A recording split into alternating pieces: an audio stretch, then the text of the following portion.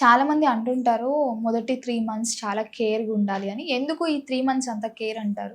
Yeah! ఈ 3 months care ఎందుకు important అంటే కొన్ని కండిషన్స్‌లో రిపీటెడ్‌గా అబార్షన్స్ అయ్యే కండిషన్స్ ఉంటాయి. సపోజ్ వాళ్ళకి పీసీఓఎస్ లేదంటే హార్మోనల్ ఇంబాలెన్స్ ఏదైనా ఉందనుకోండి. ఆ స్టేజ్‌లో ఏమవుతుంది ఇమ్మెచ్యూర్ ఎగ్స్ రిలీజ్ అవుతూ ఉంటాయి.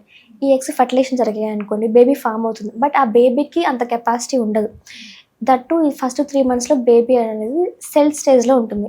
చిన్నగా ఉంటుంది.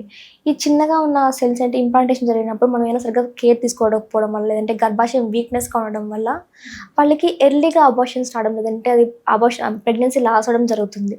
అందుకని ఫస్ట్ 3 మంత్స్ చాలా ఇంపార్టెంట్ అని చెప్తుంటారు. ఎందుకంటే ఈ టైంలో బేబీ అతుక్కున్నప్పుడు గర్భాశయంలో ఆ బేబీకి సరైన న్యూట్రియంట్స్ కానివ్వండి, లేదంటే గర్భాశయం స్ట్రెంథెనింగ్‌గా ఉండేలా కూడా చూసుకుంటూ ఉండాలి. లేదు కొంచెం ఏదైనా అజాగ్రత్తగా పాటించాలి, లేదంటే ఇంకా హార్మోనల్ ఇంబాలెన్స్ అయ్యేలాగా సరిగ్గా ఫుడ్ తీసుకోకపోయినా, స్ట్రెస్‌లో ఏదైనా ఎక్కువగా అనిపించాలి, లేదంటే గర్భాశయం వీక్‌గా ఉన్నా, ఇమ్యూనిటీ పవర్ తగ్గిపోయినా కూడా వాళ్ళకి అబార్షన్స్ అనేవి కామన్‌గా అయ్యే అవకాశం ఉంటుంది. సో, ఇలా అబార్షన్స్ అవ్వకుండా ఉండాలంటే proper nutritious food, proper early care ఇవన్నీ ఇంపార్టెంట్ ఈ టైంలోనే. ఇంకా ఈ ఎర్లీ 3 మంత్స్‌లో వాళ్ళకి మార్నింగ్ సిక్‌నెస్ కామన్‌గా ఉంటుంది. అంటే హైపరెమెసిస్ గ్రావిడా అంటాం దీన్ని మెడికల్ టర్మ్‌లో.